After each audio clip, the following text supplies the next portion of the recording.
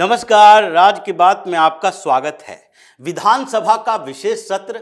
विधानसभा के अंदर गाली गलौज केंद्र सरकार को, केंद्र सरकार के मंत्रियों को, अमित शाह को, मोदी को, ये सबको भर भर कर गालियां देना, सड़कों पर हंगामा करना, विरोध प्रदर्शन करना, सेना की गाड़ी को रोकना, ईडी सीबीआई के ऊपर आरोप लगाना और पूरे प्रदेश में एक तरह से अराजकता का माहौल क्रिएट कर देना कि केंद्र सरकार के सारे मंत्री हमारे पीछे पड़े हैं, पूरी दुनिया हमारे दुश्मन बन चुकी है। और ये फ्रस्ट्रेशन का लेवल जो ममता बनर्जी का दिख रहा है वही कभी अरविंद केजरीवाल का दिखता था। ये दोनों का फ्रस्ट्रेशन का लेवल एक ही है। वही अरविंद केजरीवाल जब कुर्सी जाने वाली थी तो उस समय भारतीय जनता पार्टी, केंद्र सरकार, गठबंधन सहयोगी और यहां तक कि इंडी अलायंस के पार्टनर ये सबको अपना दुश्मन समझ लिए थे।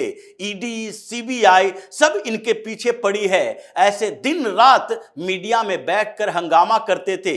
हर रोज कहीं न कहीं दिल्ली के किसी इलाके में जाकर हंगामा खड़ा करना, अपने विधायकों को भेजना, मंत्रियों को भेजना और किसी तरह से ये आरोप लगाना कि देखो जी एलजी हमारे पीछे पड़े हैं, अमित शाह ने दिल्ली पर कब्जा कर रखा है, हमारे पास काम करने के लिए कोई अधिकार नहीं है। और फिर इन सब के ऊपर विधानसभा का स्पेशल सत्र बुलाना और अंदर जो इम्यूनिटी मिली हुई है, जो विशेषाधिकार मिला हुआ है, उसका दुरुपयोग करना, विधानसभा के अंदर विपक्ष के लोगों को बाहर फेंक देना। यही विजेंद्र गुप्ता जो कि आजकल स्पीकर हैं, इनको मार्शल से बाहर फेंकवा दिया गया था। सब भारतीय जनता पार्टी के नेता अगर कोई भी आवाज उठाते थे, आवाज दबा दिया जाता था और आम आदमी पार्टी के लोग विशेष सत्र का लुत्फ उठाते थे। किस बात के लिए?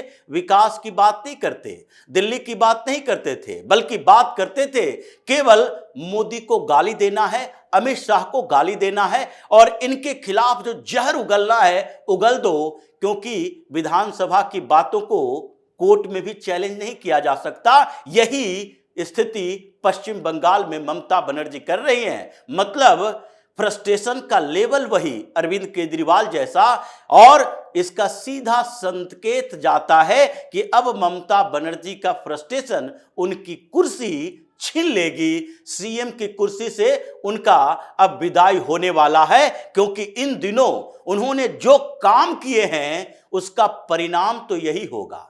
पहले सीबीआई और ईडी के ऊपर आरोप लगाते थे, केंद्रीय जांच एजेंसियां भ्रष्टाचार के आरोपियों को जब गिरफ्तार करती थी तो ये केंद्र सरकार पर हमला करती थी। लेकिन अब तो मसला सेना का आ गया।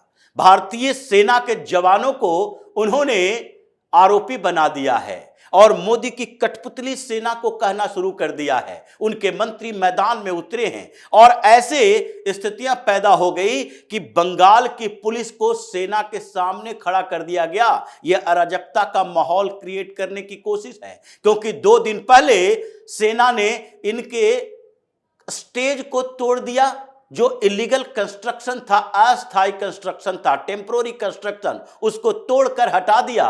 विवाद पैदा हुआ तो ममता बनर्जी की पुलिस ने क्या किया? वही काम जो वहां पर भारतीय जनता पार्टी के नेताओं के लिए किया जाता है। एफआईआर दर्ज करो, उनकी गाड़ियां जब्त करो, पुलिस से टॉर्चर करवाओ, और उसी तरीके के सेना के साथ भी किया जाने लगा। सेना के इस ट्रक को रोक दिया गया और जो ट्रक ड्राइव कर रहे थे उस सेना के जवान के ऊपर केस दर्ज कर दिया गया। क्यों? क्योंकि सेना की वो गाड़ी जा रही थी और उस समय उनके मूवमेंट को देखते हुए ये पुलिस कमिश्नर मनोज वर्मा उनका कानवा भी जा रहा था और उसमें 2-3 गाड़ियां आगे पीछे थी, पेट्रोल जिप्सी थे, गाड़ियां थी, बीच में कमिश्नर बैठे हुए थे और उस समय ट्रैफिक पुलिस अपने तरीके से मैनेज कर रही थी और सेना की गाड़ी उधर से आई और जैसे ही टर्न लिया राइट की तरफ, वैसे ही मनोज वर्मा ने आदेश दे दिया कि देखो पुलिस कमिश्नर के साथ सेना की गाड़ी का कोलिजन कराने का साजिश की जा रही है। ये पुलिस कमिश्नर, पुलिस चीफ के ऊपर अटैक है और इसलिए गाड़ी जब्त, सेना की गाड़ियां रोकी जा रही है और उसके जवान को वारंट इशू करवाया गया, उनके खिलाफ केस दर्ज कर दिया गया, मुकदमा दर्ज किया गया। चूंकि सेना का मामला है तो ये गिरफ्तार नहीं कर सकते, लेकिन गिरफ्तार करने की पूरी कोशिश की गई। सिविल पुलिस में सेना के जवान के खिलाफ मामला दर्ज करवाया गया और पुलिस ने इसे बड़ी कॉन्स्पिरेसी करार दी है। यह कहा गया है कि इन्होंने जानबूझकर पुलिस चीफ के ऊपर हमला करने की कोशिश की। यह सेना के ऊपर आरोप है। इसी को लेकर विधानसभा में हंगामा हुआ और हंगामा छोटा मोटा नहीं हुआ, क्योंकि इन लोगों ने विशेष सत्र बुलाया। क्यों है? विशेष सत्र बुलाने के पीछे का रीजन यही है कि ये लोग बंगला कार्ड खेलना चाहते हैं। अब सारे कार्ड इनके मुस्लिम कार्ड भी फेल हो चुके हैं, क्योंकि मुसलमानों के प्रोटेक्टर बनने की जो कोशिश कर रही थी ममता बनर्जी, अब उसे लगने लगा कि अब हमारी सुरक्षा ये नहीं कर सकती है, क्योंकि एसआईआर की प्रक्रिया के रुकवाने के लिए इन्होंने पूरा जतन जोर लगा दिया, लेकिन सुप्रीम कोर्ट से भी कोई राहत नहीं मिली। चुनाव आयोग से इन्होंने पंगा लिया, 4 अधिकारियों के प्रोटेक्टर बनने की कोशिश की, जिसे चुनाव आयोग की तरफ से कहा गया था कि इसे सस्पेंड करो और इसके ऊपर केस दर्ज करो। आखिरकार इन लोगों ने उसे प्रोटेक्ट करने से अपने आप को रोके रखा, क्योंकि उनके पास उनके अधिकार क्षेत्र में था ही नहीं। ममता बनर्जी ने शुरुआती दौर में कहा कि हम इनकी नौकरी पर आंच आने नहीं देंगे, इन्हें सस्पेंड नहीं होने देंगे, चुनाव आयोग जो भी करे। चुनाव आयोग ने एक और नोटिस भेजा और मनोज पंत जो चीफ सेक्रेटरी हैं उनको दिल्ली तलब किया। ममता बनर्जी के पास मनोज पंत गए कि अगर हम दिल्ली नहीं जाते हैं तो उसके बाद मेरा ट्रांसफर हो जाएगा, यहां से सेंट्रल डिप्यूटेशन पर भेज दिया जाएगा। चुनाव आयोग का एक इशारा काफी है, क्योंकि आगे साल चुनाव होने वाले हैं। तो इसलिए मनोज पंत ने सीएम से बात की और दिल्ली भागते हुए आए, और जब यहां आए तो चीफ सेक्रेटरी को कहा गया 7 दिन का समय, 7 दिन के बाद कुछ नहीं देखेंगे, या तो उन लोगों को सस्पेंड करो या खुद सस्पेंशन के लिए तैयार रहो, तुम्हारी भी कुर्सी जाएगी।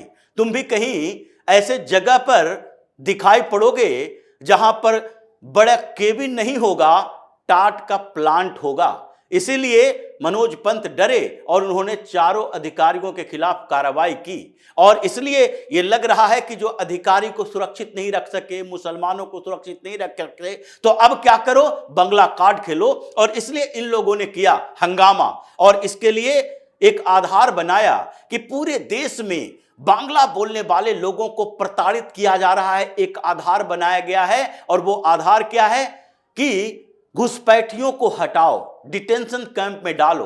और इसलिए बांग्ला बोलने वाले लोग जिन जगहों पर रहते हैं वहां पर जांच की जाती है, उनको पकड़ा जाता है, उनसे पूछताछ की जाती है, उनको आधार कार्ड, वोटर आईडी कार्ड, यहां तक कि उनके डॉक्यूमेंट्स लिए जाते हैं और फिर उसमें से कुछ लोगों को डिपोर्ट करने की तैयारी चलती है। इसलिए ममता बनर्जी ने पहले कलकत्ता के अंदर ही, कोलकाता में जिस मैदानी क्षेत्र में इन्होंने स्टेज लगाया था, वहां 2 दिनों की परमिशन मिली थी। और वो सेना के पूर्वी कमांड का क्षेत्र आता है जहां पर उन लोगों का अधिकार है, उनसे परमिशन लेनी पड़ती है। 2 दिन को इसने 1 महीना कर दिया। सेना के अधिकारियों की तरफ से नोटिस पर नोटिस जारी किया गया, पुलिस कमिश्नर को भेजा गया कि आप इस टेम्पोररी कंस्ट्रक्शन को हटाइए, यहां प्रदर्शन के लिए, लगातार प्रदर्शन के लिए जगह नहीं है। 2 दिन से ज्यादा समय की अगर जरूरत हो तो उसके लिए डिफेंस मिनिस्ट्री से आपको परमिशन लेना पड़ेगा। लेकिन न पुलिस कमिश्नर ने सुना, न डीएम ने सुना, न वहां के एडमिनिस्ट्रेशन ने कोई बात सुनी। और उसके बाद सेना गई वहां पर और इन लोगों ने स्टेज को तोड़ फोड़ कर बाहर कर दिया। उसके बाद ममता बनर्जी ऐसी बौखलाई कि अब सेना की गाड़ियों को कोलकाता में देख देख कर पुलिस वाले को कह दिया गया है, जहां ये अपने कंटोनमेंट एरिया से बाहर निकले, इनको पकड़ो, इनको किसी तरह से फ्रेम करो, इनके ऊपर आरोप लगाओ और इनके खिलाफ केस दर्ज करो। यही वजह थी कि एक सेना के गाड़ी के ऊपर आरोप लगाया गया, जवान के ऊपर केस दर्ज किया गया और विधानसभा में यह हंगामा चल गया। शुभेंदु अधिकारी नेता प्रतिपक्ष हैं, उन्हें सस्पेंड कर दिया गया। क्यों?